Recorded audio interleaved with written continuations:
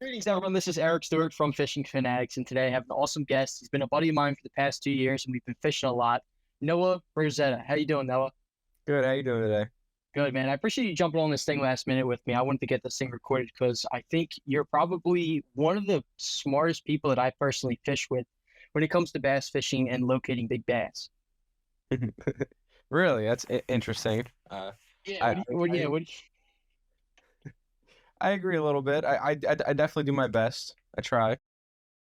Yeah, the kid, you see he's being modest now. The kid comes out there with packets of research and knows where to throw his bait, catch more bass. But Noah, it's one of those things that, we kind of came together and we went down to this thing that's called the Swimbait Gathering down in Virginia. Can you just let the listeners in and talk about a little bit of the swimbait community as a whole, and then a couple of things that we're both involved in? All right. So basically, there's a group on Facebook. It's called Swimbait Universe. It's ran by a gentleman named Wayne Campbell and a few other guys. Great group of dudes that are kind of in charge of that whole operation. It's like 35,000 people, all over the world, United States, Japan, doesn't matter. There's people all over the world, and it's a really tight knit group. We're both here in Pennsylvania, and swimbaits as a whole is a kind of a technique dedicated to targeting pretty much the largest fish in your waters. The short story is basically big bait, big fish. Kind of makes sense. That's the easiest way to explain it. And essentially, it has a cult following, and this group, the whole focus and the cult following aspect comes from the fact that many of these baits are handmade, and a lot of guys refer to them as functional art. Very expensive, handmade. A lot of time and effort goes into making these baits. So every year, there's a large show usually it's in Virginia, and they've done it for 4 years now, and they're doing another one actually in April down in Texas. I've been to the last 3 of the Virginia ones, and essentially, it's been called the iCast of Swimbaits. It's 25, 30, 40 vendors, a bunch of folding tables, and they come and they display all their baits and they sell them. It's just a big day, just hanging out with all these guys you've known on this Facebook group and buying swim baits and just having a good time. Yes, and Noah, knowing you personally, I know you got quite the collection of baits, right? Oh, yeah. Everything from swim baits to, just like your classic baits that you got. What's your favorite swim bait to throw? Yeah, you had to pick one all times of the season, had to pick one bait, kind of put you on the spot here, but what's that bait for you? My favorite ever, I mean, I wouldn't say it's the most like any season. It would be the Softail, and I actually have it tattooed on my arm. Mike Buka makes this. I actually got this a couple months ago, but it's just special to me. I love it. I'm very confident in it. But right now for year round, just any good glide bait really. You could do a lot with the glide bait, fish it deep, shallow, doesn't matter, and get a reaction strike from the fish. It's something whereas they don't want to eat it and you can get them react, then they're going to eat it. That's how I like to fish most of the time with swim baits. I really like glide baits, but I fish them all: wake baits, crank downs. I just got into soft baits, but I've got a wide array. But I really like glide baits a lot. Gotcha, man. And then starting off with traditional, Senkos or jigs and kind of punching some stuff in there to switching over to swim baits. What's the biggest change that you had to make with your mindset going into like a new lake or going into a lake you already fish? It's just trying to figure out how to catch them on a swim bait when say I could catch them on something else. Like if I wanted to throw a jig, I could drag a soft bait, or if I wanted to throw a square bill, I can crank down a large crank down and bang it off of rocks and wood. If I want to cover water, I can throw a crank down. Glide bait is a really good bait to cover water. Just to, see what the area's like, if the fish are active, if there's fish even there. But yeah, it all translates over. It's not just as easy as tying it for me catching a big fish. That happens for people. It's happened for me. But you still have to apply the knowledge that you've gained from fishing conventional. It doesn't just automatically equal large fish instantly. Some people are lucky enough to have that. But like I said, in Pennsylvania, there's still big fish, plenty of big fish, but there's a lot less comparative, so to say, like Georgia or somewhere down south, like Texas. So for me, I like swim baits a lot because I try to maximize my odds at catching a larger bass. And if you just present it the right way, and it's what they're looking for, if they're keyed in on a larger bait, usually, hopefully it works out. So Definitely. And you kind of hit on there. Being from PA, we're both kind of around the same neck of the woods here in southeastern PA. What's your favorite lake to fish? You had to pick one. my favorite lake, well, I just started getting really into the lakes. Last couple of years, I was able to get a kayak. A couple 2 years ago, I just got a boat this past fall. But growing up camping, there's a lake up in the mountains about an hour from home. It's called Mock Chunk Lake.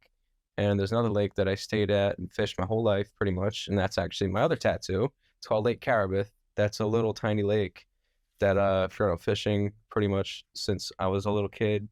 So all time, those are my two favorite lakes, just for like nostalgia's sake. It's where I've caught the most fish. It's where I've made a lot of memories.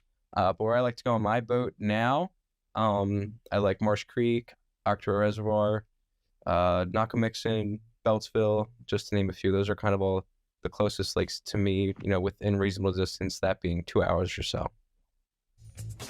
Business owners and marketing professionals in the Philly area, Bad Rhino takes the overwhelm out of digital marketing. With tailored digital marketing services, from social media management to SEO and PPC advertising, our expert team navigates the complexities of the digital ad space for your business. Let Bad Rhino lead you to success.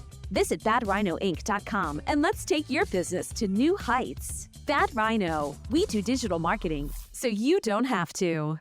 When you're going up the Marsh Creek, what are you focusing on? Muskie, bass fishing? What do you like to dial in? Bass. I mean, I have a hard time throwing baits there because the muskie population there's a lot in there. It's a dense population for sure, and they typically like to hang out in the same areas. I'm very shallow water oriented. That's how I've always fished, because it's kind of the easiest way to go. Having a boat now, and this is gonna be my first spring with a boat, and going into summer, hopefully get some more deep water techniques dialed in, hopefully. But particularly with Marsh Creek, there are a lot of muskie, and throwing swim baits there is a challenge because of that, because swim baits are expensive and muskie have sharp teeth, and that's not a good combination if you want to keep your lures. And I don't fish with the leader. I've never went out specifically targeting muskie. I do plan on doing that though, because every time I'm there, they're all over my baits. So typically I've gone there the least in the last couple of years. Because of that, I throw a lot of swim baits. But now if I went tomorrow, I'd be throwing conventional mostly. Because I've had more success there on conventional than I have with swim baits. Gotcha. Makes sense. And what kind of boat do you got? It's called a Fisher. It's a little 16-foot aluminum boat. Fisher got bought, I believe, by Tracker back in the early 2000s. Just a 16-foot aluminum bass boat with a 20 horsepower Mariner on the back. I just got it fully rebuilt, new trolling motor, new deck, new carpet, new wiring. It's basically a brand new boat at this point. But I'm very excited to really spend some time on that thing. So no, that'll get you out there. And for all the listeners that are listening to this podcast right now, I've known Noah for the past 2 years, and I've seen him do some crazy stuff to be able to go fishing, like working all day, and then he gets off at 8:00 and he goes until 4:00 in the morning. Then he doesn't go to sleep and he goes right to his job. And then after he works another shift, he goes back out and fishing. So it's a crazy grind that you kind of get on when you're in the summer and you're kind of working and you also want to fish too. Tell me a little bit about that grind and how you kind of make your schedule around fishing and working. So I have two jobs. I'm also a part-time student. I work at a convenience store and I work in a restaurant. And I'm in school. I'm trying to become a nurse within the next few years. The way I have my schedule set up, I live at home still. I'm 21. I pay my own bills. I help out my parents with whatever. But other than that, I've nothing to do but save money, and in all my free time, I'm responsible, but I fish a lot. I definitely am a very busy person. So the way I have my schedule set up, I go from the convenience store to the restaurant several days a week. So it's 6 a.m. till, working in a restaurant. Sometimes you're not done till almost midnight. So for several days a week, I'm working 14, 15, 16 hours. But then on the flip side, I'll have 3 days where I have nothing. So like right now, Tuesdays I have nothing. Thursdays I have one class, and then Sundays I'm off. So those are my free days, and then of course I'm doubled up 3 days out of the week, and then I have work another day. So I am extremely busy, but it's a good way to make money and have the free time you want. I am exhausted a lot, but I'm young, so I can do it. I don't really mess with, I have a girlfriend, so I take it pretty easy. Besides that, I just work and fish pretty much. Gotcha, man. Gosh, that's just amazes me sometimes when you come on. We're like, no, why you look like tired? It's like, dude, I haven't slept in like 24 hours. Dude, you're Yeah. absolutely insane.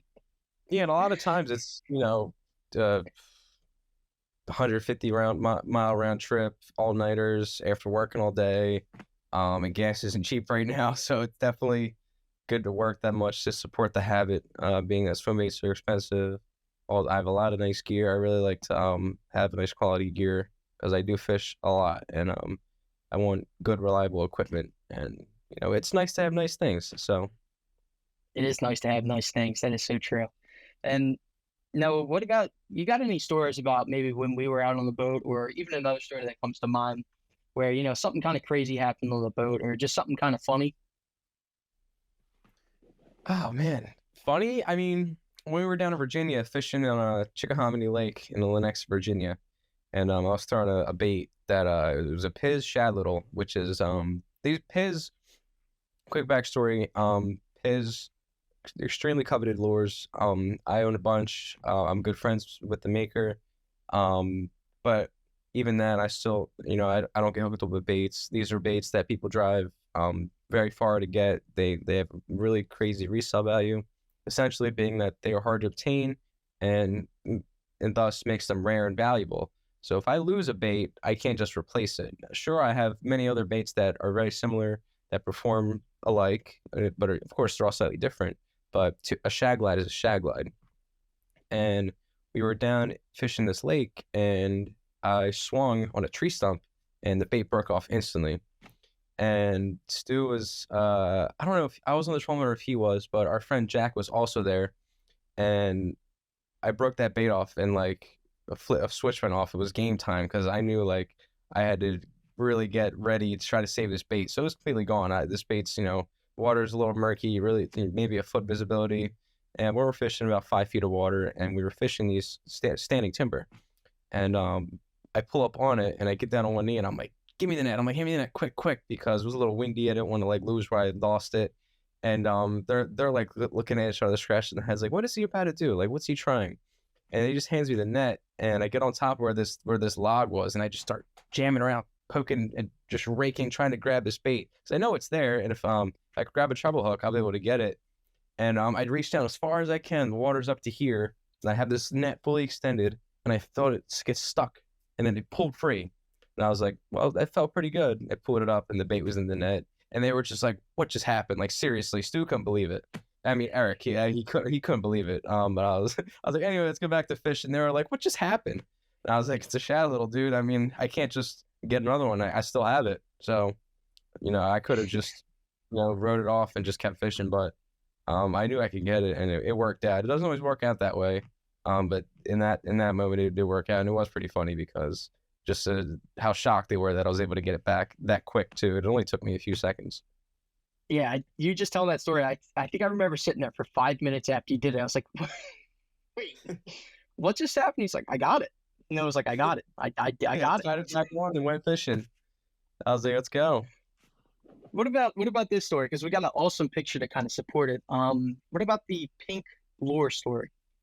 Oh yeah, so this was a couple of days later. This was this year too.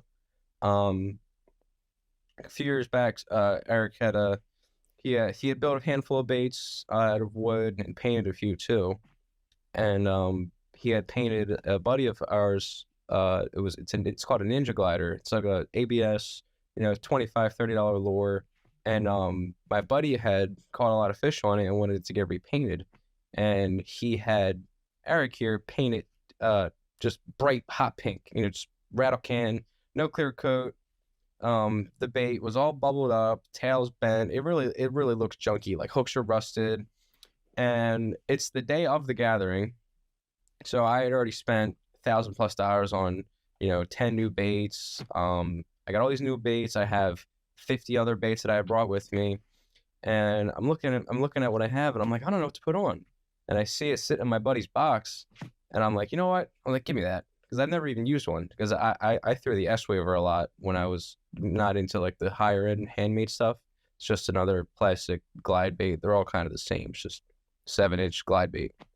And so I never had thrown this Ninja, and I was like, give me that, because all my buddies had used it coming up, and I was just an S-Waver guy, that's all. So I never used one before, and I'm joking around with Eric, and I'm like, what are you guys going to do if I catch a fish with this? What's going to happen? I was like, there's no way. I'm just totally goofing off at this point.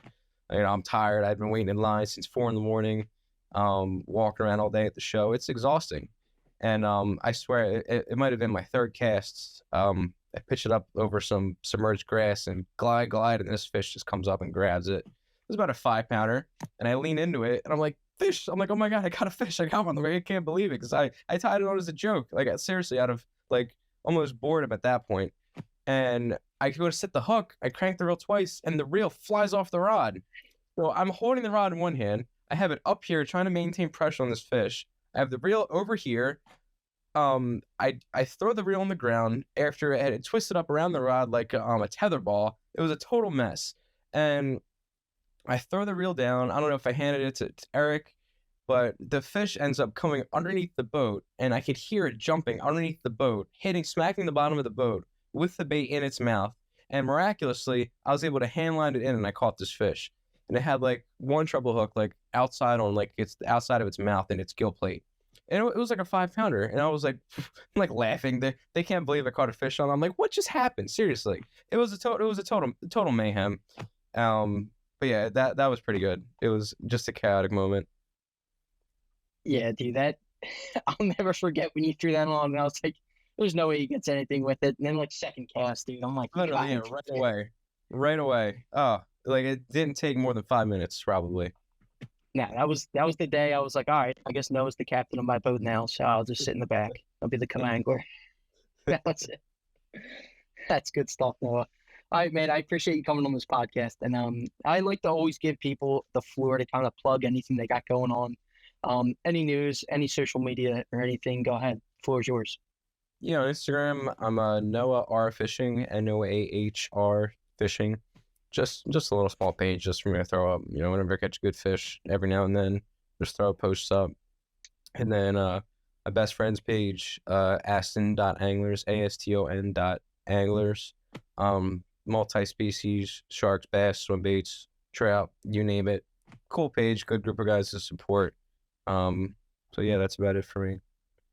Cool. No, I appreciate it, man. We'll have you on another episode down the road. Catch up. Appreciate you. You just listened to the Fishing Fanatics Podcast with your host, Eric Stewart. Feel free to check out our other podcasts and our other interviews on our channel on Spotify, YouTube, and much more. Check out our Instagram page, TikTok, and Facebook as well.